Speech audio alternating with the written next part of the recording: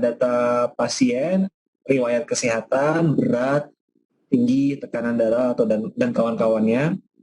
Saya juga lupa apa saja isinya. Nanti di decision tree ini kita akan bisa melihat. Setelah itu yang paling kanannya ini apakah menderita diabetes atau tidak. Jika saya tidak salah ingat demikian.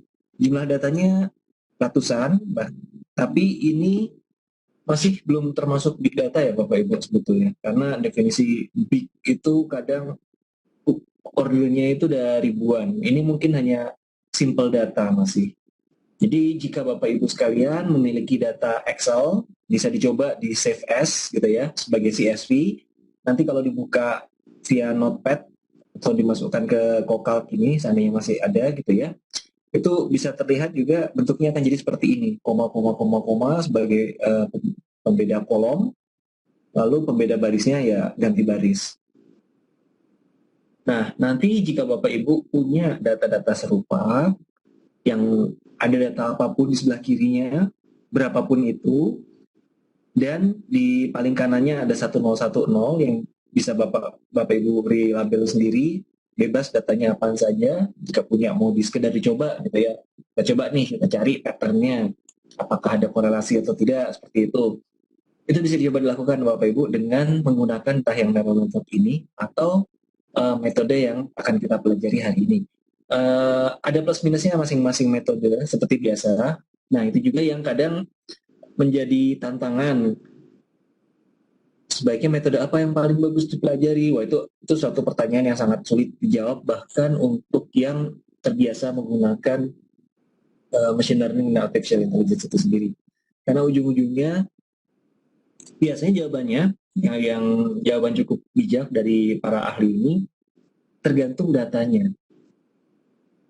Karena ya balik lagi ke matematis tadi. Kadang data itu beragam gitu.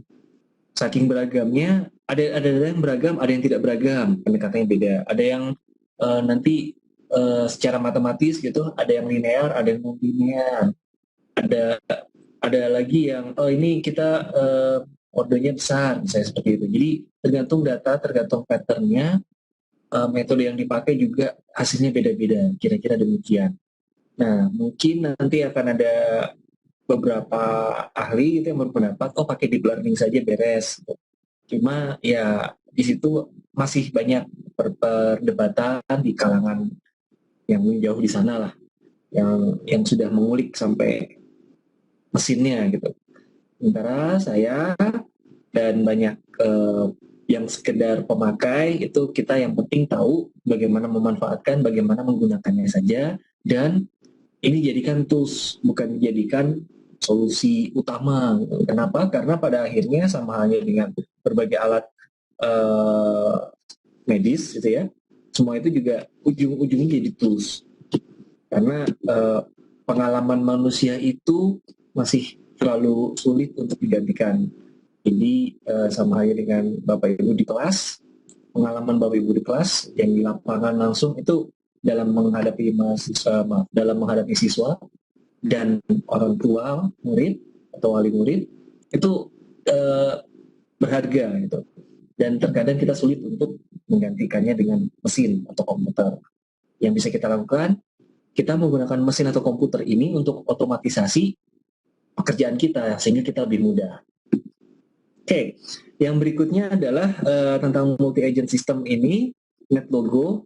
Ini saya berikan sebagai materi dasarnya untuk sebagai contoh untuk reinforcement learning. Jadi ada lingkungan, di sini kan kita membuat lingkungan dan memaksa program atau program-program kecil-kecil ini untuk beradaptasi. Jadi dia menggunakan interaksi antar agent, ada mini program. Ini biasa digunakan untuk aneka simulasi interaksi dan mengandalkan aneka permodelan. Jika saya coba periksa tentang ini ya, tentang model-model yang ada, memang ada cukup banyak sebetulnya di NetLogo itu, terutama untuk matematika, fisika, dan biologi, jika saya tidak salah ingat. Yang sosial dan ekonomi saya agak-agak lupa apakah ada atau tidak. Kalaupun sosialnya juga, misalnya traffic gitu ya, nah itu kan cukup sosial tapi tidak terlalu sosial. Lalu ini kenapa saya juga sampaikan ke Bapak Ibu sekalian, karena siapa tahu ini bisa Bapak Ibu sekalian bisa menemukan apa ya, inspirasi tuh untuk di kelas, siapa tahu ada yang bisa dipakai. Jadi misalnya ada yang menarik, caranya mudah gitu ya, pilih aja dulu, pilih salah satu model yang Bapak Ibu minat gitu, pengen dicoba, lalu klik setup, lalu klik go untuk dilihat dulu hasilnya gimana. Nanti ya seperti biasa kalau mau berhenti klik go lagi. Go ini kayak play sama stop gitu. Setup itu riset semuanya, disiapin dari awal. Nah setelah itu ada slider-slider yang bisa Bapak Ibu coba, kalau digeser-geser gimana, lihat hasilnya. Nah itu nanti siapa tahu Bapak Ibu menemukan suatu simulasi yang dapat ditampilkan di kelas gitu, atau paling nggak untuk grafiknya gitu bisa di save gitu, untuk sekedar menggambarkan atau membantu, jadi kayak alat bantu ajar lah gitu. Itu salah satu tujuannya kenapa saya sampaikan juga network ini sebagai contoh reinforcement learning yang mungkin dapat Bapak Ibu gunakan di kelas. Kira-kira demikian. Oke, baik. Sekarang kita masuk tentang ensemble learning. Sebetulnya apa ensemble learning itu? Jadi intinya adalah ensemble learning ini konsep dasarnya diversity atau kebinekaan. Nah, di sini itu ibarat sapu lidi ya Bapak Ibu. Kalau dia hanya satu itu gampang patah gitu ya. Nah, tapi kalau kita ada banyak gitu ya, ada banyak lidi yang kita satukan, ya, itu program-program kecil yang lemah ini kalau berkolaborasi akan jadi kuat juga, sebetulnya kira-kira demikian. Nah, ini merupakan salah satu paradigma atau cara pandang atau pola pikir yang kadang diperdebatkan juga gitu di kalangan para ahli, mana yang lebih baik. Biasanya banyak sekali ahli yang berpendapat konsep diversity ini sangat penting, karena sama halnya dengan ahli biologi juga berpendapat biodiversity itu penting untuk uh, kelangsungan kehidupan spesies atau kelangsungan kehidupan alam seperti itu. Nah, ada di sini kalau kita menggunakan istilah komputernya atau AI-nya, saya lupa penerjemahan ini. Jadi ada weak classifiers atau yang program-program kecil yang lemah dibandingkan dengan yang strong classifier. Contohnya yang strong classifier itu misalnya jika saya tidak salah ya ini Bapak Ibu, deep learning itu salah satu yang strong. Kenapa? Dia membuat satu program yang sangat kuat. Tapi kelemahan benda-benda yang strong classifier ini yang dilatih itu memiliki kecenderungan untuk tersesat atau salah belajar. Nah ini istilahnya ada ya, ada di dunia machine learning, istilahnya itu adalah overfitting. Itu merupakan salah satu momok yang paling mengerikan di kalangan dunia machine learning ini. Kenapa sekalinya salah langsung salah? Nah, ini kenapa bisa terjadi overfitting dengan sebuah bank soal yang polanya mirip-mirip gitu, atau bank soalnya itu sama aja semua. Udah dilatih, nanti kan siswanya jadi terlatih menghadapi soal tersebut. Tapi apakah benar di dunia luar atau di luar sana atau di ujiannya nanti eh, soal yang keluar adalah itu kayak gitu. Jadi pada saat salah belajar dan tersesat gitu, jadi beresiko juga. Ini overfitting, kira-kira demikian. Nah, itulah sebabnya terkadang pendekatannya yang kebinekaan ini banyak weak classifier. Kita latihnya nggak usah terlalu terlalu sampai segitu ngoyonya, tapi kita latihnya banyak sekaligus. Nanti ada beberapa trik pendekatannya juga. Kita lempar ke banyak, lalu nanti di sini yang banyak ini walaupun lemah akan berkolaborasi sehingga bisa mengambil keputusan yang secara umum lebih baik. Nah ini analogi lainnya adalah monarki lawan demokrasi. Gitu. Ini kalau menurut teori, sebentar saya lupa, Machiavelli kalau tidak salah, gitu ya, yang salah satu yang mengungkapkan dari bukunya orang lain, saya lupa, Titius Livius kalau tidak salah juga, itu monarki ini misalnya kuat, itu memang hasilnya bagus. Tapi sekalinya salah atau tersesat, jadinya tirani, itu kehancurannya lebih parah. Demokrasi, sebagus-bagusnya demokrasi, tidak akan mampu mengalahkan monarki yang paling bagus. Tapi ya demokrasi jelek-jelek amat juga, apa jelek-jelek juga tuh nggak bakal parah-parah amat dibandingkan tirani yang sangat buruk. Nah itu juga kira-kira analoginya seperti itu. Nah kalau ditanya mana yang lebih baik ya itu jadi aneka perdebatan. Yang penting buat saya adalah Bapak Ibu sekalian dapat membayangkan kenapa ada ensemble learning. Filosofinya mereka adalah kita menggunakan banyak yang lemah, sehingga jika ada satu atau dua yang tersesat, itu yang lain, kita masih punya yang lain lah, kira-kira seperti itu. Dan kalau diadu, biasanya pada umumnya ya Bapak Ibu, performanya mirip-mirip sebetulnya. Jadi tinggal masalah nanti yang strong itu tetap ya kalau kalau dia benar-benar kebetulan bagus, nggak pasti bagus banget memang. Cuma ya sekalinya kita salah melatih, membuat dia tersesat, pasti jadinya parah. Kira-kira demikian. Oke, contoh yang penggunaan ensemble ini sebetulnya decision tree. Nah, pada saat awal sekali tentang artificial intelligence itu, saya memberikan contohnya, contoh artificial intelligence yang paling sederhana adalah jika maka. Jika mendung, maka kita bawa payung lah daripada kehujanan. Decision tree itu sendiri intinya akan ada banyak if then, jadi ada percabangan. Nanti detailnya akan ada tutorial. Nah, dia bisa dilatih jadi satu pohon. Kenapa istilahnya tree itu? Karena dia ntar bentuknya seperti percabangan gitu ya Bapak Ibu. Misalnya, lihat data pertama, dia lebih dari 10, ya. Jika tidak, ke yang sini. Lalu ntar lihat data keberapa, dan seterusnya. Ini bisa menjadi tree yang kuat dalam artian bisa sampai panjang gitu ke bawah. Nah, seandainya model yang ensemble, dia hanya mengambil satu cabang yang paling atas, tapi dibuatnya banyak. Jadi seolah-olah ada forest atau banyak tree. Gitu. Itu beberapa perhitungan mengatakan decision tree, sekuat-kuatnya decision tree pendekatan ini ya, tidak akan lebih kuat daripada hasilnya daripada random forest.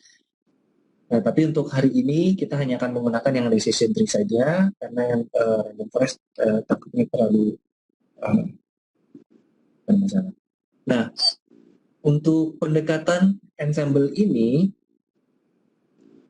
jadi sebetulnya bagaimana melakukan optimasi dengan metode ensemble yang tadi kan lemah, ada banyak gitu ya Bapak Ibu yang lemah gitu ya, weak classifiers, program-program kecil yang biasa saja, nggak pintar-pintar banget, dengan cara bagging. Bagging itu diversifikasi. Jadi ya kita sebar setiap program itu dilatih beda-beda, misalnya kayak gitu. Kita latih terpisah-terpisah, sehingga nanti pada saat ada permasalahan, mereka akan membentuk musyawarah, mengambil keputusan yang secara umum cukup baik. Sementara yang boosting ini, dia agak mirip-mirip dengan menguatkan yang tunggal sih sebenarnya, agak mirip. Jadi ini intensifikasi, kita lihat siapa yang prospek, itu yang kita latih ekstra. Dan setelah itu nanti pada saat musyawarah, dia punya istilahnya punya tingkat kepercayaan lebih tinggi gitu. Oh jadi kalau kata-kata orang yang ini, gitu, yang ini kan elit nih gitu, kita lebih percaya, kira-kira demikian, itu boosting. Mana yang bagus, beragam Bapak Ibu. Jadi saya waktu itu pernah melihat ada kenalan gitu ya, yang melakukan penelitian tentang machine learning, dia fokusnya ke ensemble ini, antara bagging sama bagging dan boosting. Benar-benar tergantung datanya, pendekatannya beda tergantung data, tipe datanya. Jadi akan ada data-data tertentu untuk kasus tertentu dengan metode bagging akan hasilnya lebih bagus daripada boosting, dan juga kebalikannya. Nah itu memang agak-agak panjang sih, tapi intinya adalah ini semua metode merupakan upaya kita untuk menganalisa big data. Oke, baik. Sekarang kita mulai masuk ke tutorial. Mudah-mudahan semua sudah siap dengan web browser, dan kita langsung masuk saja ke Kokak seperti kemarin. Sebentar, saya rasa kita bisa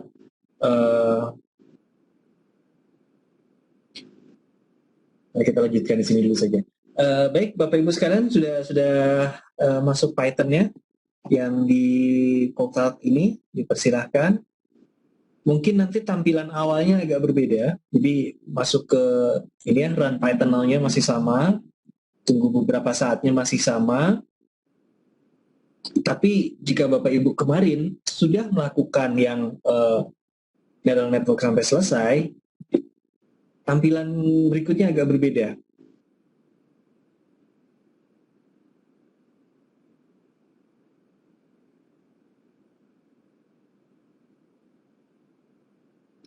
Nah, saya mungkin sebaiknya pindah.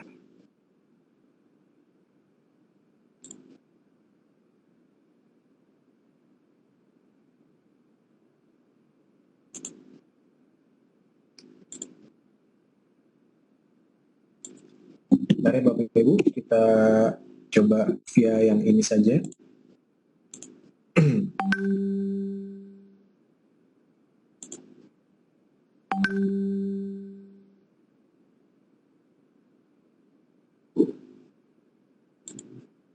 Baik, sudah semua? Jika sudah semua, kita coba run Python now seperti biasa. Lalu akan ada loading. Di sini tergantung kecepatan koneksi kita juga dan semi hoki juga sebetulnya. Lalu nanti di sini akan terlihat berbeda ya, karena Bapak Ibu kemarin sudah pernah mengisi sesuatu. Jadi kita tinggal klik yang ini aja Bapak Ibu, yang welcome to Kokak yang kemarin, kita klik. Nah, di sini akan ada list. Ini kebetulan saya sudah ada beberapa yang saya buat tambahan. Oke, nah jadi Bapak Ibu sekalian, apakah sudah sampai sini?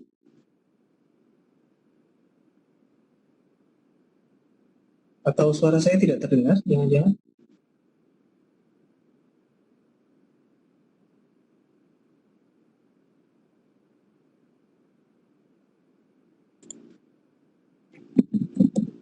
Oke.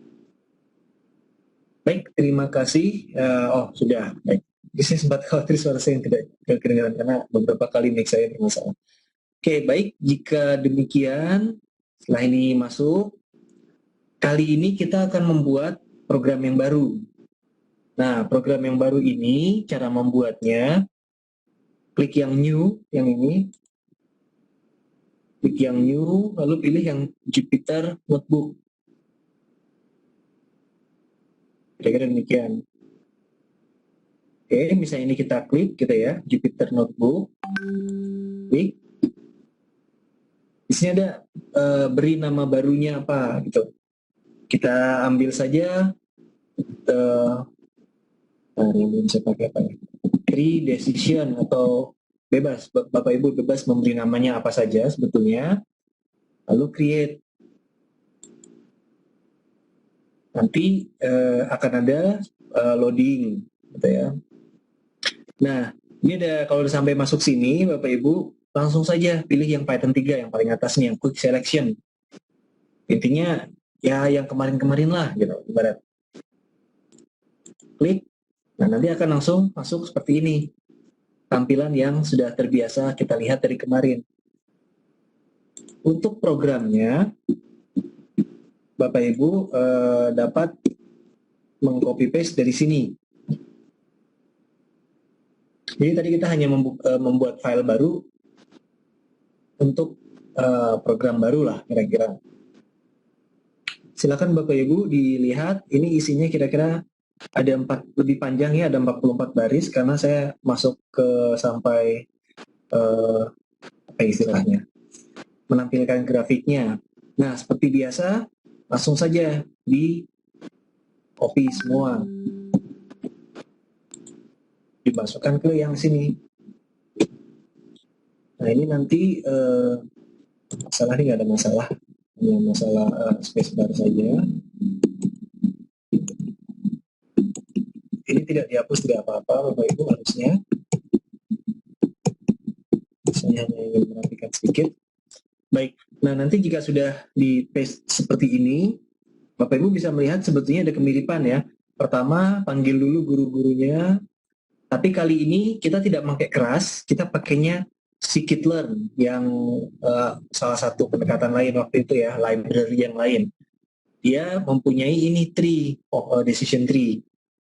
Setelah itu, dia menyiapkan datanya dengan cara memberikan label. Jadi ada 7 atau 8 ini, ada 7 atau 8 kolom dan satu kolom berupa label atau jawaban. Kira-kira S-nya yang 0101, ini yang sebelumnya.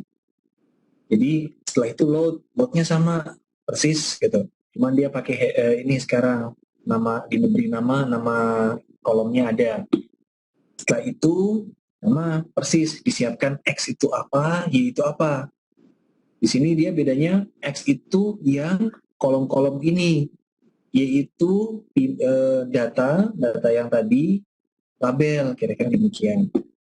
Setelah itu, nah yang ini yang kemarin kita tidak lakukan, tapi di sini tutorial dilakukan karena di scikit-learn-nya ini mendukung gitu ya. Dipisah otomatis 70% training, 30% tes. Mana ini yang waktu itu juga sempat saya berikan contoh gitu ya di materi-materi sebelumnya. Ini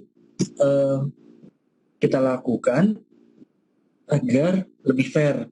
Jadi soal ujiannya tidak menggunakan soal latihan, kira-kira demikian. Nggak pakai soal yang sama persis. Setelah itu di sini kita akan membuat decision tree-nya. Nah ini ada dua sebetulnya Bapak Ibu. Ini bisa kita pilih salah satu. Jadi misalnya yang bawah kita pilih, kita hilangkan aja tanda pagarnya. Kalau kita mau pakai yang atas, gitu, seperti ini. Bedanya apa? Yang atas ini dia akan membuat pohonnya sesukanya, panjang. Kita nanti coba yang ini dulu.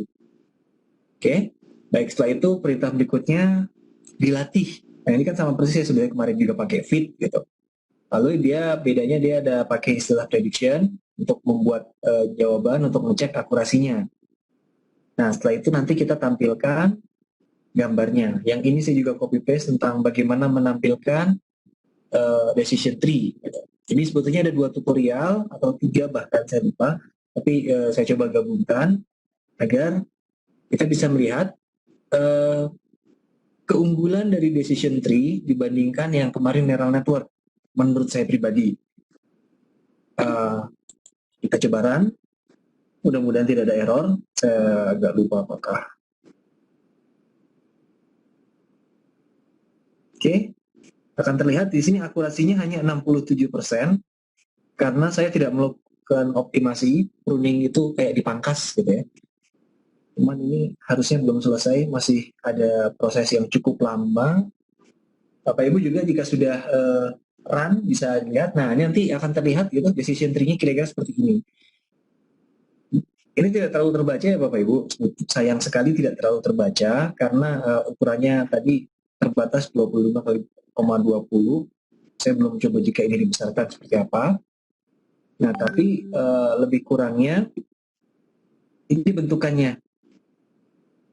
Pohonnya itu jadinya seperti ini. Ini akar, emang agak kebalik gitu ya. Jadi akarnya lalu sampai ke ujung-ujung daun-daunnya, kira-kira demikian.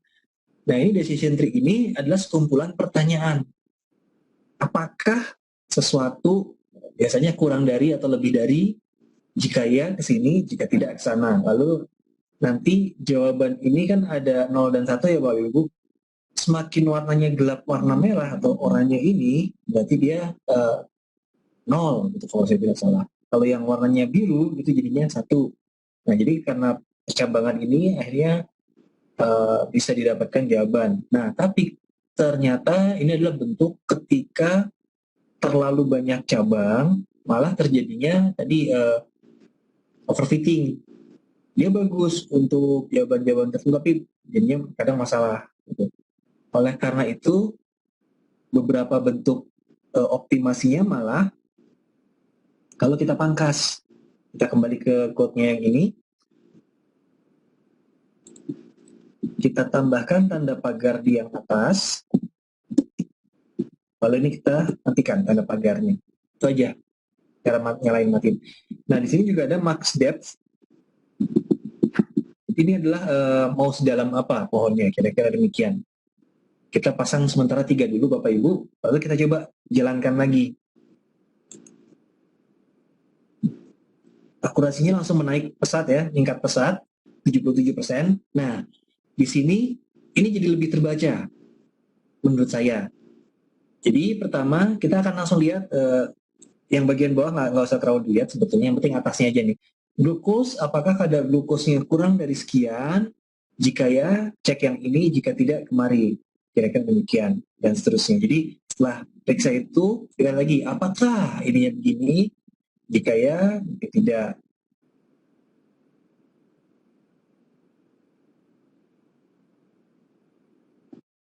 Oke, buat yang ketinggalan nanti di forum seperti biasa saya titipkan di sini gitu ya.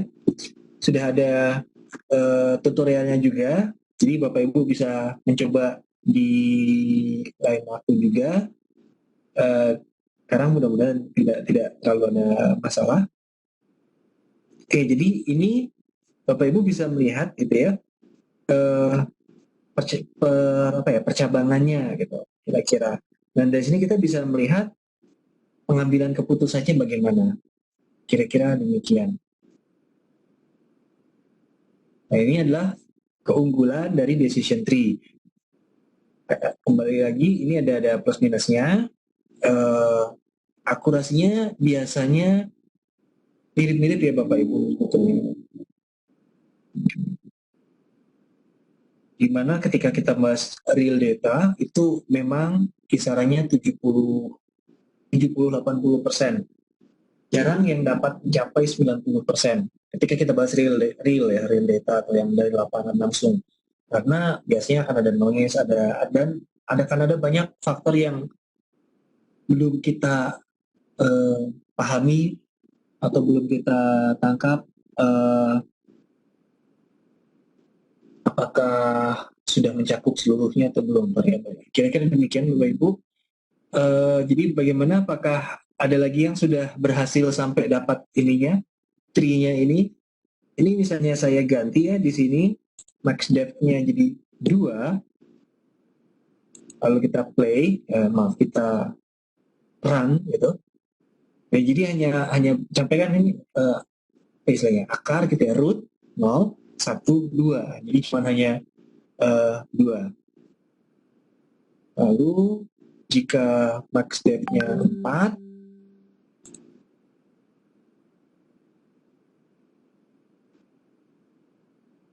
dia bentuknya kira-kira gini, jadi bisa sampai 4. Oke, baik Bapak Ibu, jika ada yang mengalami kesulitan boleh langsung di-share, atau jika ada yang ingin diulang gitu, diulang sampai mana, diulang dari yang mana gitu.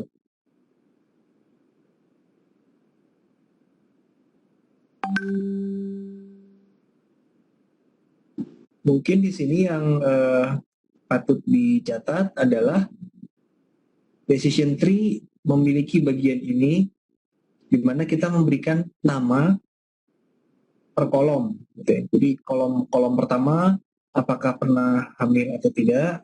Oh ya, baik. Jadi yang dari paste bin tadi dimasukkan ke pas awal dari ini Bapak Ibu sekalian, yang tadi setelah kita membuat file baru. Nah, mungkin kita mulai agak-agak dari pembuatan file dulu ya. Jadi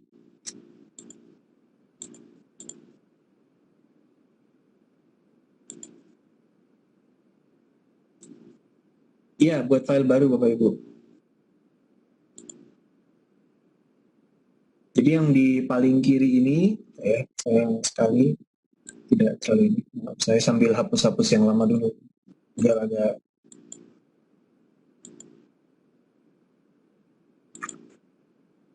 Oke, kira-kira pas awalnya pada saat di files itu bentuknya seperti ini. Data CSV-nya yang kemarin, jadi tidak usah diganggu gugat. Jadi seandainya Bapak Ibu sudah uh, memiliki ini, jadi ketika di files sudah ada data.csv, kita pakai data.csv aja yang kemarin. Jadi kalau kemarin sudah jalan, hari ini aman. Kira-kira demikian. Bagi yang belum punya data.csv, bisa diperiksa di tutorial kemarin gitu ya. Di tutorial yang di forum juga ada, itu bisa di-download dulu, kemudian di-upload. Nah, bedanya kali ini kita tidak mengupload programnya, tapi kita lakukan gitu ya, Bapak Ibu. Sebenarnya bisa mengupload link, tapi kita pakai yang ini aja, normal. Yang ini.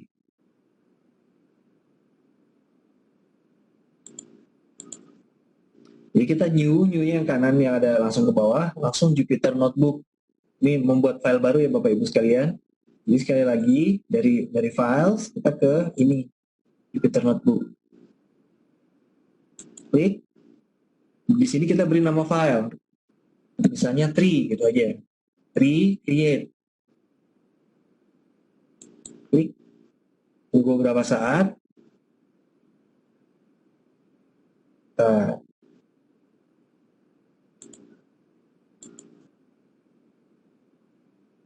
oh namanya sudah pernah dipakai, makanya error. Oke, jika kita coba, saya pakai nama yang lain, pohon.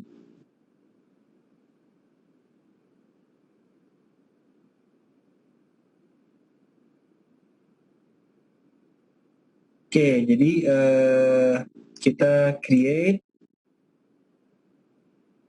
Setelah itu saya pakai ini gitu ya, udah nongol yang ini, udah muncul tulisannya. Kita gunakan Python 3, klik saja.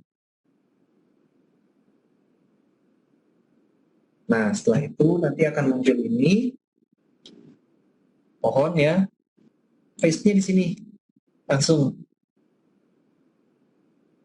Jadi tinggal di yang tadi ini kita copy, kita paste di sini. Ini kecil tapi masih kecil ya, nggak tidak terlalu terlihat, itu sulitnya. Kita paste. Nah, nanti tinggal di run. Kira-kira demikian. Baik, selamat mencoba dahulu sambil saya periksa sedikit.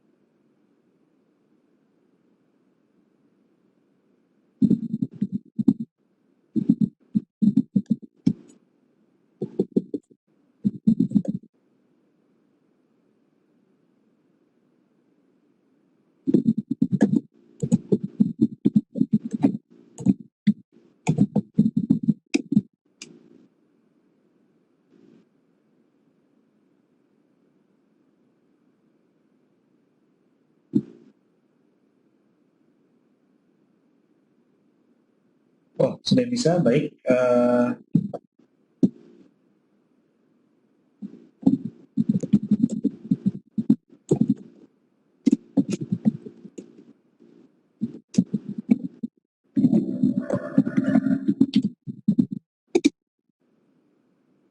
Jadi silakan dicoba-coba, terutama bagian ini, karena kalau kita tidak menggunakan pruning, tidak kita pangkas, itu biasanya hasilnya malah lebih buruk.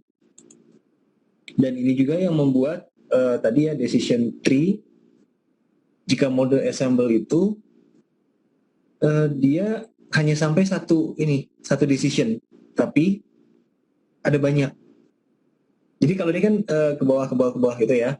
Nah kalau yang random forest itu penggambarannya hanya setiap tiap program itu hanya memberikan sesuatu lalu pakai ya atau tidak. Nah lalu nanti ada lagi, tapi ada banyak gitu. Jadi ada bagaimana cara menampilkan tulisannya jelas seperti itu. Yang pas yang ini Pak mungkin yang di sini misalnya gitu ya kita saya tidak menyalahkan ini ya ada pruning gitu istilahnya di sini. Aduh saya lupa saya terjemahkan ini. Jadi seandainya mode biasanya gitu ya, mode pohonnya apa adanya, jadinya juga nggak kebaca Pak. Uh, dan pas di run itu lama sekali karena yang membuat grafiknya jauh lebih lama. Jadinya seperti ini memang tidak terbaca. Nah ini kalau mau dibuat jelas itu harus dimainkan grafiknya. Nah oleh karena itu ini tidak jelas dan hasilnya rendah, hanya 67%. Kisarannya di sini biasanya hanya 60-an persen. Kalau untuk yang data ini ya Bapak. Nah jadi yang kita lakukan, kita akali, kita pangkas di sini.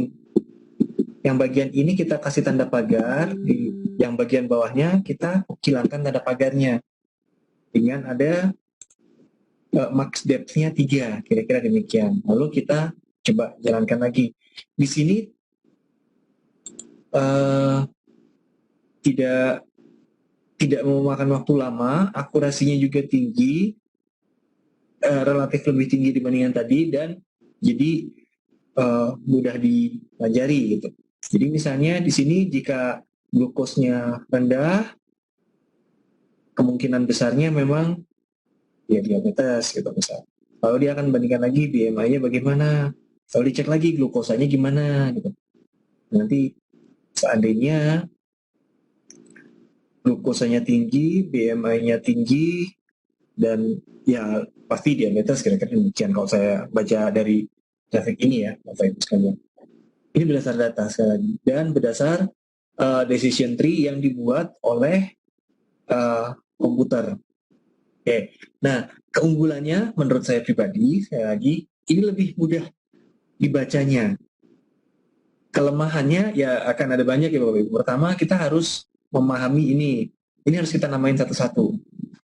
Jadi kita harus tahu nama per kolomnya gitu ya. Lebih menguntungkan ya tanda pagar ini intinya sebetulnya semua yang diberi tanda pagar di Python tidak dilakukan istilahnya apa ya komentar gitu. Jadi kayak kita kasih komen. Jadi memang tidak dieksekusi oleh Python-nya. Jadi Bapak Ibu sekalian bisa menuliskan apapun dengan tanda pagar di sebelah kirinya itu tidak akan diproses. Intinya itu saja. Jadi oleh karena itu jika Bapak Ibu perhatikan di sini saya menambahkan ada banyak sekali yang misalnya ini gitu ya. Ini kan sebetulnya bahasa Indonesia, sepertinya tidak mungkin Python menggunakan bahasa Indonesia seperti ini untuk proses. Jadi ini adalah komentarnya. Jadi dengan kata lain itu untuk dokumentasi biasanya.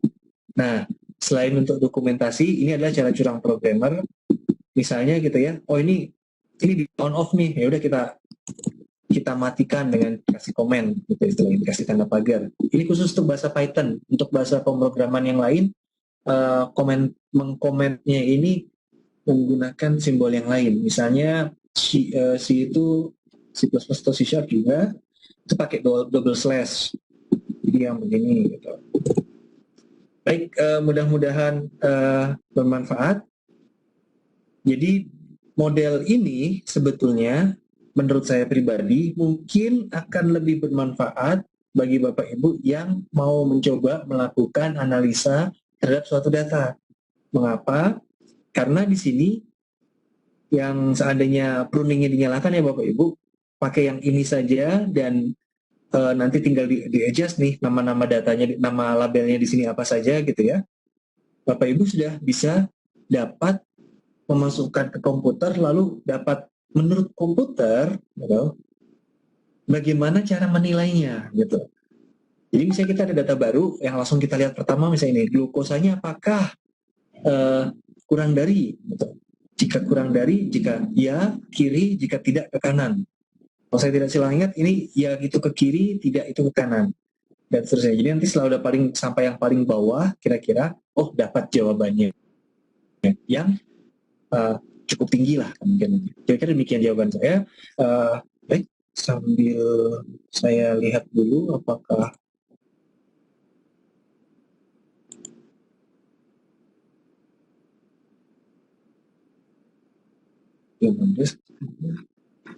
Oke, Bapak Ibu sekalian, apakah ada pertanyaan lain atau ada kesulitan yang lain?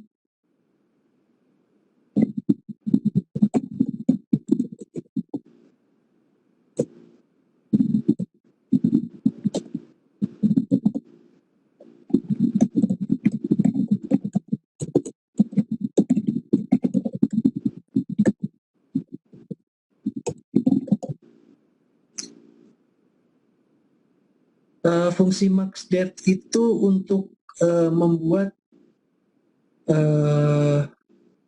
pohonnya sedalam apa. Jadi misalnya di sini kita max depth-nya 2, tadi di sini max depth-nya 3 ya Pak, Bapak Ibu sekalian. Ini kita bisa lihat gitu, dia cuma dari akar itu hanya 1, 2, 3. Nah, seandainya ini kita ubah jadi 2 gitu ya, kita run. Jadi hanya ada 2. Langsung tak. Kalau misalnya kita ubah jadi 5, kita run. Makin dalam biasanya makin lama proses pembuatan tree-nya. Dia langsung 1, 2, 3, 4, 5. Nah, jadi kalau makin yang enak itu biasanya memang 3 untuk decision tree. Nah, saya juga kurang paham kenapa, tapi dari aneka tutorial dan dari aneka materi yang ada, kebanyakan menggunakan 3. Dia jadinya cukup cepat dan akurasinya juga cukup tinggi. Dan ya kira-kira demikian. Tidak terlalu buruk lah. Baik, ada lagi Bapak Ibu sekalian, sambil saya mencoba mengkontak sistemnya.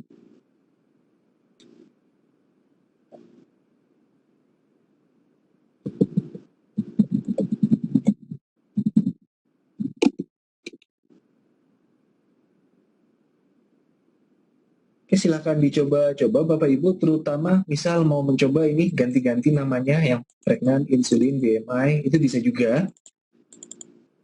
Hanya sekedar iseng gitu ya, dicoba-coba. Tapi jangan lupa kalau diganti yang di sini, yang di atas ini juga diganti. Karena penamaannya dia menggunakan yang atas. Oke, jika ada pertanyaan lain, boleh langsung via tadi bisa menurut host bisa raise hand, mungkin biar bisa di-unmute, atau via chat juga dipersilahkan. Baik Bapak Ibu, apakah ada yang ingin ditanyakan lagi tentang seputar nah, yang diganti itu dua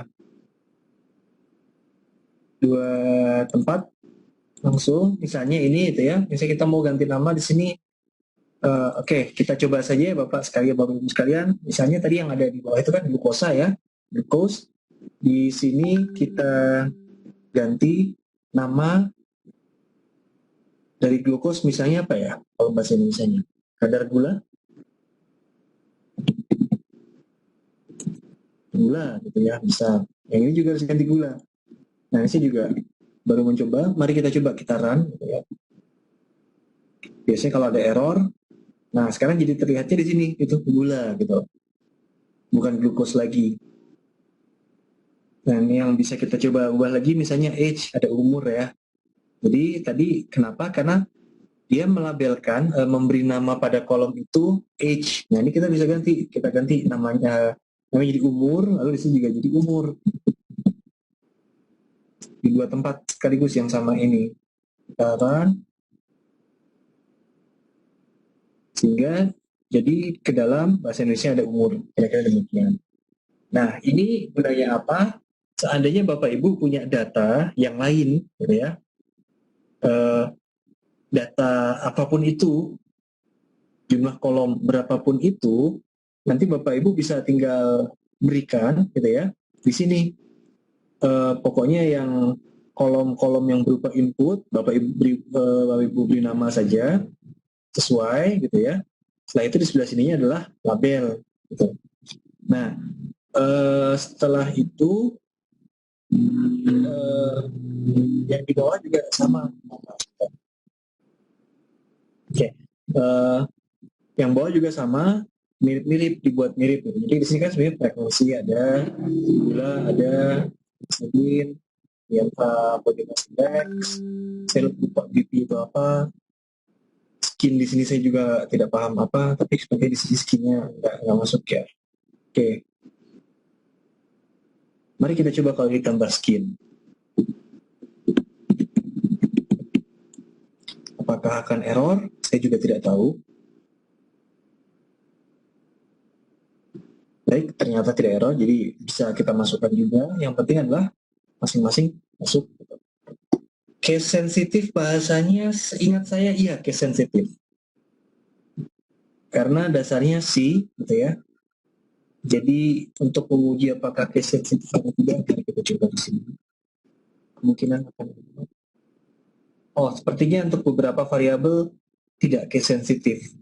Jadi, tapi buat jaga-jaga sebaiknya kita anggap case sensitif. Jadi huruf besar, huruf kecil berpengaruh.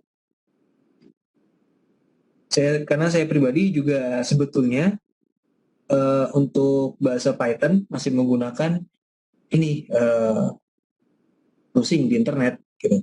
Saya biasanya menggunakan bahasa yang lain. Baik, Bapak Ibu sekalian, ada pertanyaan lagi? Jika tidak ada, mungkin apakah Bapak Ibu kemarin sudah sampai mana yang Python apa namanya? Anacondanya? Apakah sudah berhasil menjalankan yang membuat yang virtual environment?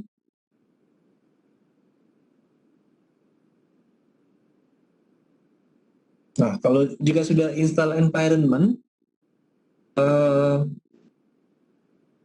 mungkin bisa coba dijalankan. Ini ada yang Pastebin kemarin bisa coba di-download, serta file yang data CSV-nya bisa coba dimasukkan semua. Lalu coba jika dilakukan di mesin sendiri, kira-kira demikian. Jadi coba jalankan yang pattern Anaconda-nya. Sayang sekali saya tidak ada mesin Anaconda-nya sekarang, komputer saya tidak ada. Nah, seandainya, ini sekali lagi, seandainya Bapak Ibu masih sampai besok gitu ya, masih ternyata kesulitan menggunakan Python Anaconda,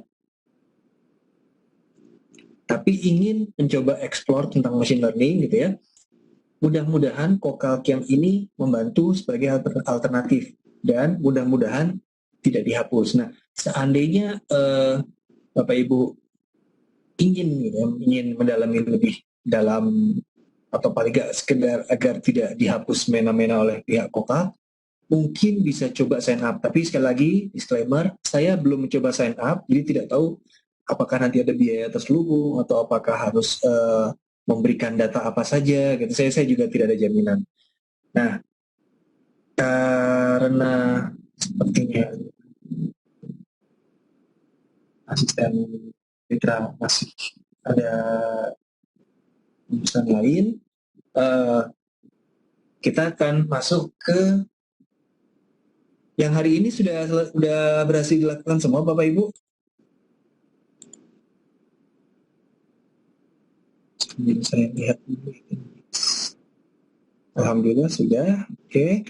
Jadi setidaknya yang kemarin sudah melakukan menggunakan neural network gitu ya, dengan uh, ada berbagai macam kelebihan dan kekurangan. Salah satu kelebihannya neural network memang akurasinya bisa lebih tinggi, bisa, bukan berarti pasti, tapi decision tree ini uh,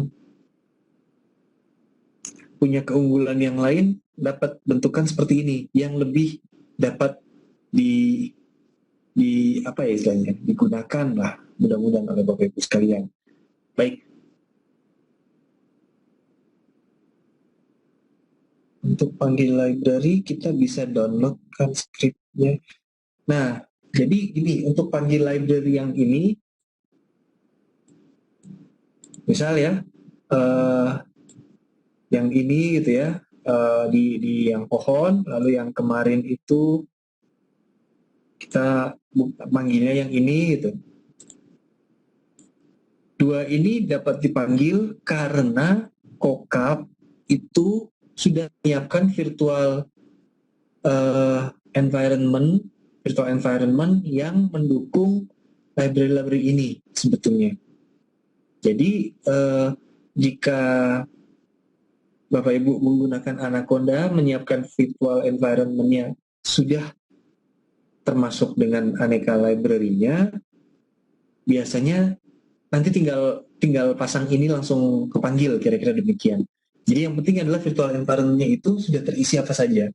Nah itu yang terkadang terkendala karena saya harus mengakui saya sendiri untuk melakukan itu masih sering membutuhkan waktu dan masih membutuhkan tutorial gitu. Jadi untuk apapun itu, karena men-setting environment itu salah satu yang menurut saya pribadi salah satu yang cukup rumit, harus ada tutorial, tidak bisa dihafal gitu, tidak bisa pakai intuisi gitu. Cukup berbeda dengan ketika sudah mulai masuk ke codingnya atau logikanya seperti itu, karena saya sudah terbiasa mungkin juga jadinya jauh lebih cepat selama yang penting environment sudah siap, saya tahu apa yang harus dipasang, saya tahu apa yang harus dilakukan gitu. Jadinya lebih cepat memang. Tapi untuk memasang environment memang biasanya masih menggunakan tutorial online bagaimana cara memasang apa di Anaconda. Nah, tapi seingat saya Anaconda by default secara default, secara standarnya, secara umumnya memang sudah tersedia itu keras, sikit, tandas, numpai. Itu seingat saya sudah ada, tinggal di import kalau Anaconda. Seingat saya. Yang lain-lain baru yang mungkin butuh. Jadi jika sudah ada Python Anaconda, coba saja mulai dengan coba diimport dulu semua. Jadi import lalu from ini import gitu. Jalan atau enggak. Kalau error berarti mesti menyiapkan virtual environment-nya dulu. Jika sudah disiapkan yang standarnya ternyata mencakup, ya alhamdulillah langsung bisa copy paste saja Bapak Ibu sekalian yang dari pastebin ini dimasukkan. Paling nanti yang susahnya lagi kalau di mesin sendiri mengatur direktorinya gitu. Jadi kalau di sini kan kita dimudahkan semua file ditaruh di dalam satu tempat gitu ya. Nah, nanti ketika kita pakai Python yang di rumah, kali nggak saya kadang mengalami kesulitan itu, waduh ini filenya tadi ditaruh di mana ya kayak gitu. Jadi lebih berantakan. Tapi kalau yang di sini, alhamdulillah, ternyata dimudahkan, tinggal dilempar ke atas, langsung kita bisa pakai. Karena memang kita cuma punya jatah segini gitu ya, yang akun gratisannya ini.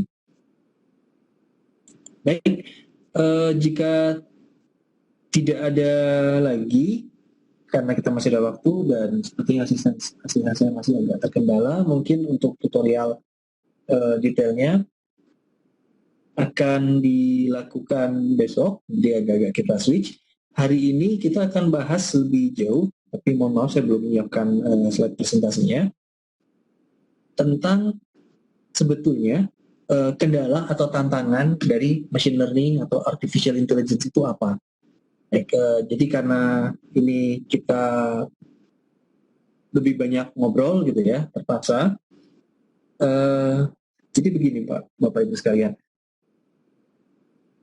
kendala yang kadang kalau di film-film science fiction itu, wah nanti machine learning ini atau AI gitu ya, ketika terlalu maju bisa mengambil alih atau jadi bermasalah, bisa mengancam kehidupan manusia. Oh, itu kan yang di science fiction kan kadang seperti itu ya. Nah, jika kita lihat bagaimana machine learning mampu melakukan apa, itu kadang memang jadi khawatir ke sana. Misalnya itu dia bisa mendeteksi, misalnya Tesla aja yang auto driving car gitu, self driving car itu dia bisa jalan, mengatur kecepatan, mengikuti rute tertentu, ngerem ketika lampu merah, belok di mana, lebih hati-hati. Jadi bisa bisa aneka optimasi lainnya. Itu kan orang jadi kadang khawatir gitu. Apakah ini nanti bisa membawa ancaman kepada manusia ketika kita melatih suatu komputer? Nah, kalau supir jadi nggak laku itu ya tergantung juga sih ya sebetulnya. Karena eh, kalau kita bahas tentang robot gitu, zaman dahulu industri itu mengandalkan buruh manusia. Tapi sekarang untuk efisiensi dan optimasi, manufaktur banyak yang menggunakan robot.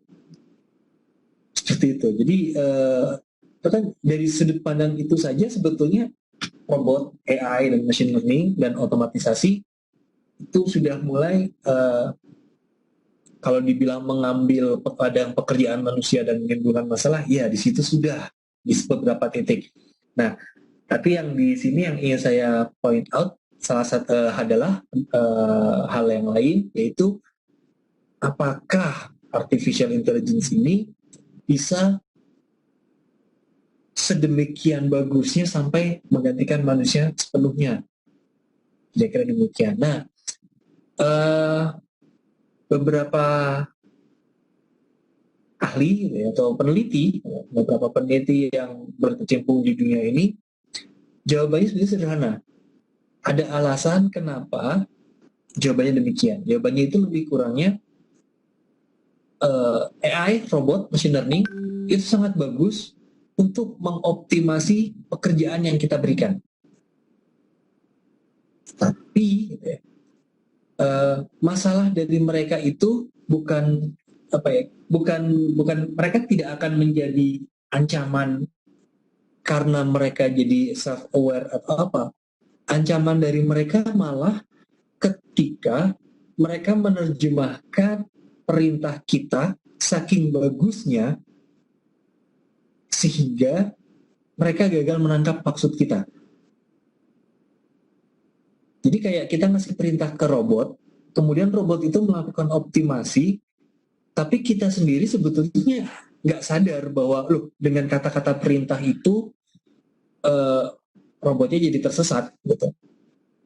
Ini kalau kalau kita analoginya malah kayak film-film yang ada jin gitu ya, yang ada jin atau genie gitu, jin in the bottle yang mengabulkan permintaan.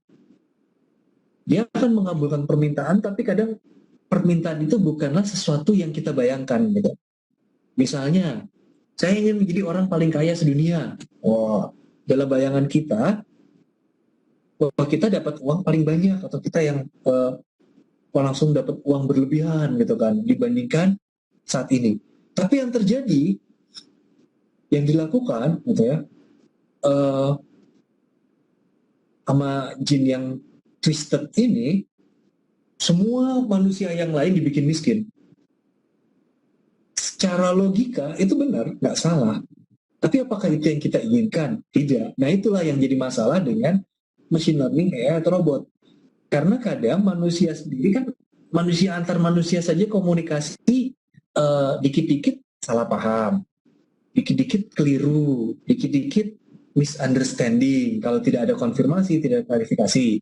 Nah, apalagi ketika kita tidak melakukan klarifikasi, tidak melakukan konfirmasi, diem-dieman, akhirnya salah paham. Kira-kira demikian. Nah, itu juga yang jadi kendala gitu di dunia ini. Jadi kembali lagi, misalnya kita minta gitu ya, oh saya ingin semua wanita di dunia ini setiap wanita yang ada di dunia ini oh, mau jadi istri saya kayak gitu. Misal sama J-nya di twist, tiba-tiba bisa jadi gitu ya wanita-wanita yang ada hilang semua. Itu kan kadang kalau di film-film kan gitu ya, careful what you wish for gitu. Nah ini juga sama kendalanya di machine learning. Analogi yang sederhana tadi, yang paling sederhana yang sudah saya sampaikan juga adalah ketika kita memberikan soal latihannya salah. Misalnya kita lihat, oh dari kurikulum ini nih, atau dapat bocoran tertentu, oh soalnya ini, udah kamu belajar ini aja nak, dilatih sampai mahir di soal itu. Tapi jadinya saking anaknya mati-matian berusaha mengerjakan soal itu dengan sempurna, dia pakai aneka cara cepat gitu ya. Ketika soal berubah, bentuk soalnya berubah, nggak usah soalnya berubah, bentuk soalnya berubah sedikit gitu, diputer dikit, jadi nggak bisa jawab, kan sudah tersesat. Nah itu yang paling sering terjadi. Dengan big data juga sama.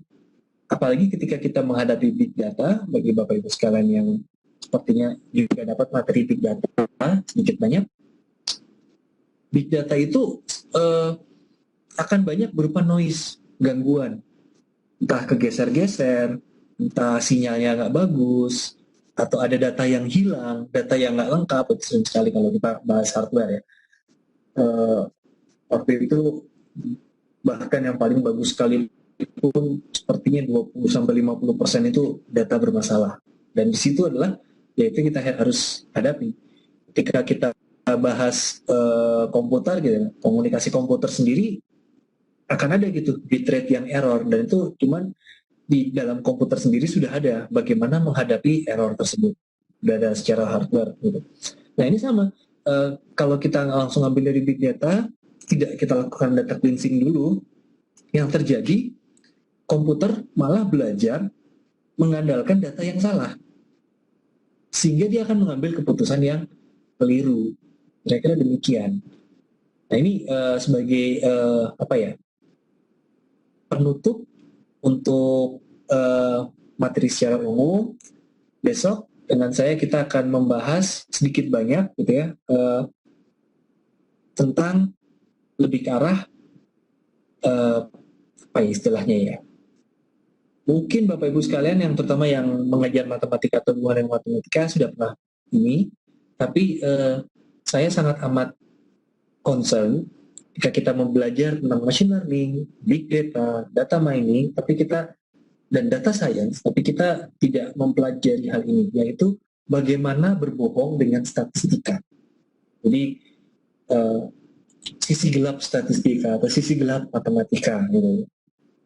Salah satu bentuk sisi gelapnya tadi adalah ya careful what you wish for. Kadang kita berharap meminta sesuatu tapi diterjemahkan berbeda yang technically correct. Nggak salah sih, tapi nggak gitu juga gitu. Kira-kira demikian. Dan itu yang banyak dilakukan di dengan sangat amat apa ya, sedih gitu ya mungkin. Di dunia itu banyak yang masih melakukan itu. Besok kita akan bahas aneka dibilang penipuan tidak, tapi di akal-akalan ya. Jadi ya sama halnya dengan tadi ya, permohonan make a wish tapi habis itu di twist gitu. Oke, baik, karena sepertinya Saudara Fitra sudah ada dan kita masih ada waktu sekitar 30 menit, mungkin bisa bagaimana Saudara Fitra, apakah sudah siap untuk